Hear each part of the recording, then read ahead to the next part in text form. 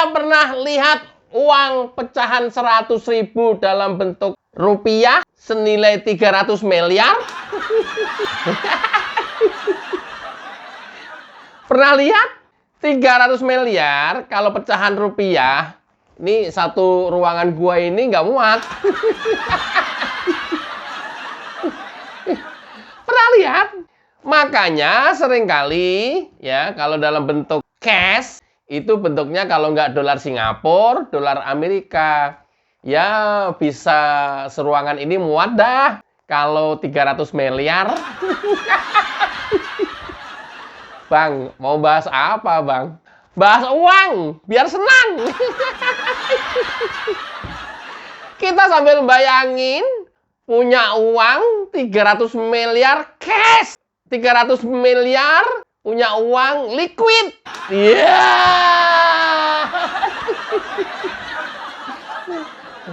Mimpi loh, Bang. Oh iya. Makanya, nih teman-teman saya ajak mimpi, teman-teman saya ajak menghayal. Nanti teman-teman saya perlihatkan uang cash 300 miliar. Aduh, Bang, ada-ada aja. Ya, biasanya modus operandi korupsi, gratifikasi, TPPU, pencucian uang, dan yang sejenisnya itu sekarang modusnya lewat cash. Kemana-mana nenteng uang pakai koper. Bukan koper yang kecil dijinjing, kagak. Ya, koper yang gede, yang pakai roda, yang ditarik. Dan bentuknya dolar Amerika, dolar Singapura, nggak muat. Gila ya. Sekarang modus operandinya udah seperti itu. Kok bisa, Bang? Iya. Karena ketika by transfer, giro atau cek, semua akan kedetek. PPATK cukup gampang sekali ngelihat peredaran uang masing-masing rekening orang. Biar sekarang korupsi modelnya cash. Makanya itulah kenapa KPK selalu menangkap basah OTT atau operasi tangkap tangan setiap kali terjadi transaksi korupsi atau gratifikasi. Kebanyakan gratifikasi. Ya. Gila ya, 300 miliar. Ini seruangan gua ini nggak muat ini. Gila. Gila. Nah, Anda kenal dengan Surya Darmadi? Aduh, Bang. Kalau belum dijelasin, belum dikasih tahu, ya jangan main teka-teki pakai pertanyaan gitu dong. Enggak, siapa tahu temenan, siapa tahu karyawannya. Kan kita tidak pernah tahu. Siapa tahu di antara penonton kita ini ada yang karyawan dari Duta Palma Group. Kan kalau ada karyawan yang nonton dari Duta Palma Group, kan langsung, iya tahu bang, itu bos gue, itu pemilik perusahaan, ya.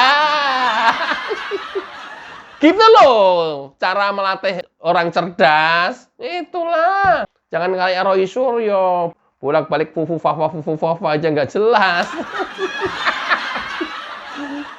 Ya, Surya Darmadi adalah salah satu bos dari Duta Palma Group, yaitu perusahaan plantation atau perusahaan perkebunan sawit yang kala itu ditetapkan sebagai tersangka oleh KPK dengan kerugian negara mencapai 100 triliun rupiah. Bang, biasa aja sih, nggak usah teriak-teriak. 100 triliun mau abang teriak, mau kagak, mau bisik-bisik, abang tetap aja paling cuma 100.000, 200.000 yang di kantong. Enggak. Kalau gue pakai teriakan, siapa tahu rontok 100 triliunnya, gue kebagian juga gitu. Angka 100 triliun itu adalah angka perhitungan dari BPKP, salah satu audit negara, Badan Pengawasan Keuangan dan Pembangunan. Nah, 100 triliun itu 4,9 triliun yang berupa kerugian keuangan negara ditaksir, sementara yang 99,2 triliun itu adalah kerugian berupa ekonomi. Ekonomi negara dirugikan sekitar 99,2 triliun. Bang, banyak amat sih, gua pusing. 1 triliun itu nolnya berapa ya, Bang ya? Gue sendiri juga bingung. 1 triliun nolnya berapa, ayo? Ayo. Jangankan nol, ngebayangin nolnya berapa aja bingung kan. Apalagi kalau ngelihat cash-nya. Nanti gua tunjukin cash-nya ya. Makanya jangan di-skip. Mati gua. Nah, Surya Darmadi waktu itu didakwa menyerobot lahan 37.095 hektar. Ditanya, dia membuka lahan untuk perluasan perkebunan, yang dibuka perluasan itu ke arah hutan dan tidak mempunyai izin. Untuk kasus waktu itu, mantan pejabat daerah, Bupati, Raja Tamsir Rohman juga ikut menjadi terdakwa dan sudah berkekuatan hukum tetap, artinya sudah divonis. Oh, diar ya. Oh, diar. Nah, ketika proses berlangsung di KPK, tiba-tiba Surya Darmadi oleh KPK ditetapkan sebagai DPO, daftar pencarian orang, karena melarikan diri diduga waktu itu ke Singapura. Enak ya? udah punya uang segitu, udah nggak usah kerja, nggak usah apalah, di pelarian juga udah selesai urusan udah dimakan berapa keturunan juga udah bisa itu. Ketika Darmadi posisinya menjadi DPO, tiba-tiba KPK menerbitkan SP3, surat penghentian penyelidikan. Dinyatakan tidak cukup bukti, Surya Darmadi tidak dilanjutkan kasusnya. Loh, enak sekali ya. Kata-kata KPK, dia tidak cukup bukti katanya untuk meneruskan proses hukum kasus ini. Loh, enak sekali. Enak, Pak, jadi KPK.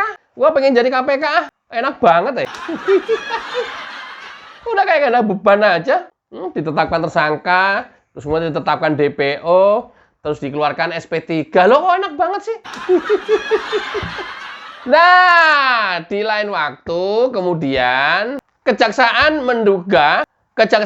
menetapkan, masih waktu itu terduga, Surya Darmadi 3 kasus sekaligus. Kasus penyerobotan lahan, kasus TPPU, dan kasus korupsi. Mungkin Surya Darmadi nggak betah di pelarian, mungkin ya. Gua mau lari sampai kapan ini? Ah, mendingan gua pulang lah, kan udah SP3.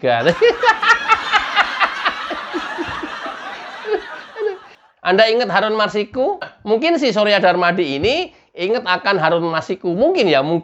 Harun Masiku yang masih di pelarian dan menjadi DPO sampai dengan hari ini. Mungkin dia mikir, terus gua mau sampai kapan? Mau di pelarian? Kalau udah SP3, ya udah gua pulang aja deh. Nggak mungkin gua seumur hidup mau di pelarian kayak Harun Masiku. Ini kan seumur hidup. Nggak tahu seumur hidup apa seumur mati ini Harun Masiku nih.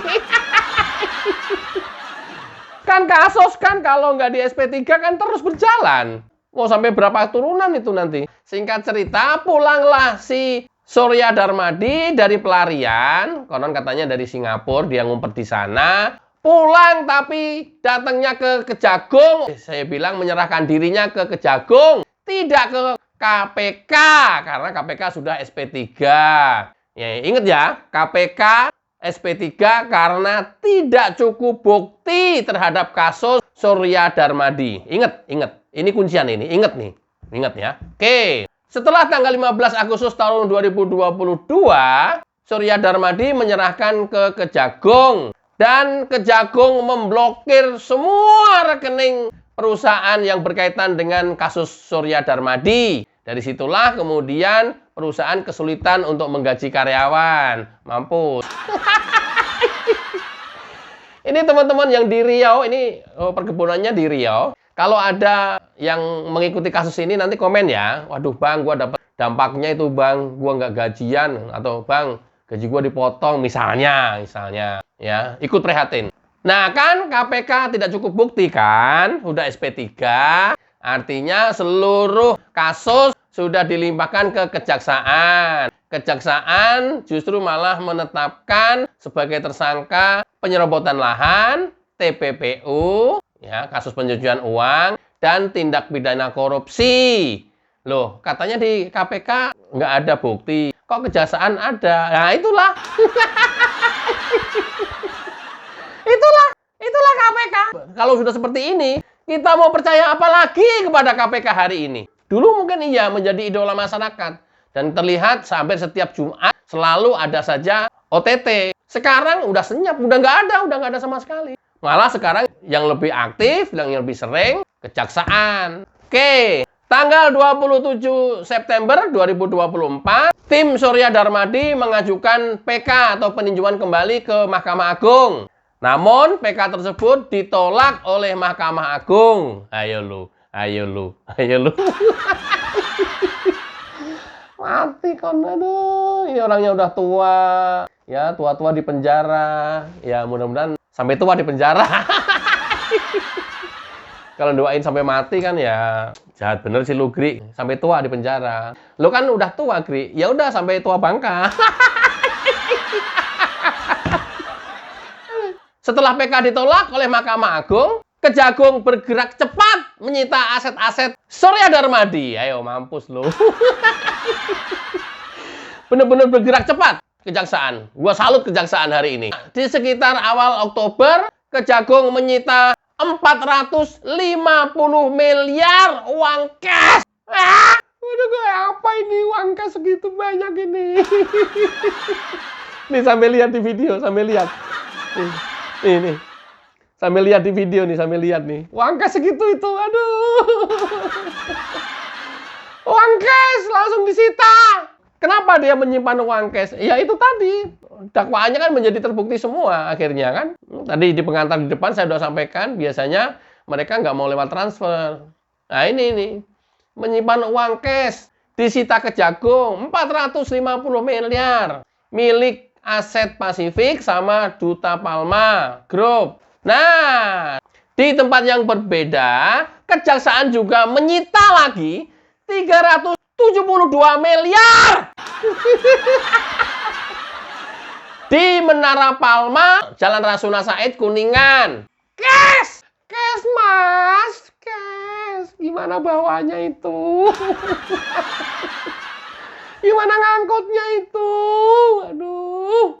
Uang senilai 372 miliar itu selain disita dari Menara Palma yang di Rasuna Said, Kuningan, sebagian disita dari Palma Tower, lantai 22, 23, dan 24 yang berada di Jalan TB Simatupang, Cilandak. Tahu ya? Tahu lah, masa enggak sih? Aduh, mati gua. Uang sebanyak itu, Caca. Nah, Kejaksaan tidak berhenti sampai di situ. Minggu ini, Kejagung menyita lagi uang cash 301 miliar. Cash! Mati gue lihatnya. Pengen.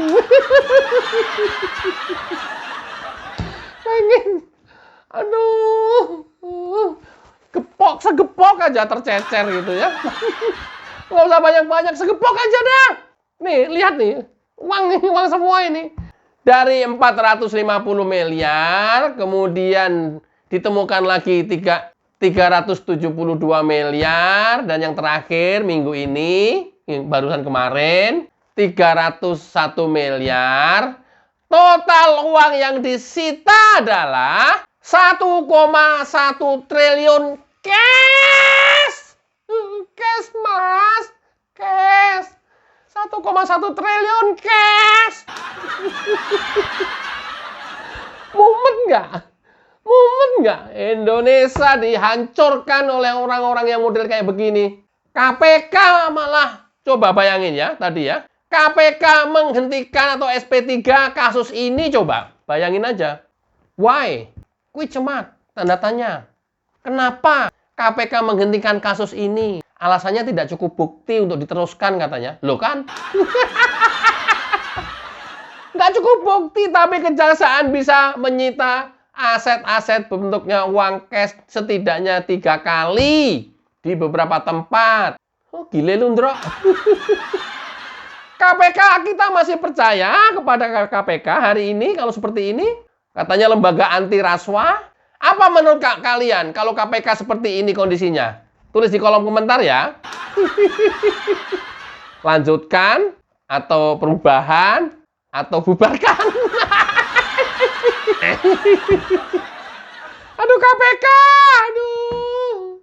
KPK, ya Allah. Kalau gini nyolok banget ya kerjanya.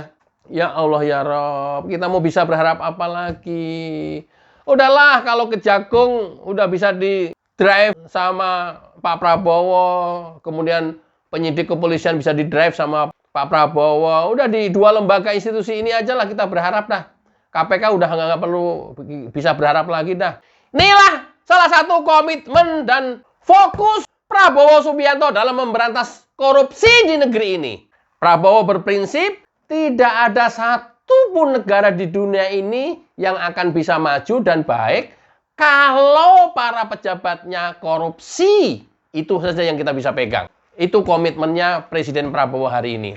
Kalau ini terus dan kita sudah bisa merasakan sejak dilantik sampai dengan hari ini, terus-terusan komitmennya Pak Prabowo kelihatan dalam hal memberantas korupsi. Demikian juga pada saat kunjungan ke China, pada saat kunjungan ke Amerika, tentang komitmennya beliau untuk memberantas korupsi di Indonesia, diacungin jempol, tinggal kita melihat nanti ke depan. Tidak pandang bulu. Jadi, yang bulunya banyak, yang bulu keteknya banyak. Era Prabowo udah nggak mempan. Bang, itu kan yang banyak bulu keteknya, yang banyak bulunya di bawah gimana, Bang? Apalagi, udah nggak mempan. Ya, baik yang punya bulu maupun yang nggak punya bulu, namanya juga nggak pandang bulu. Semua dihajar habis sama Prabowo Subianto. Mudah-mudahan bermanfaat. Wassalamualaikum warahmatullahi wabarakatuh. Cayo.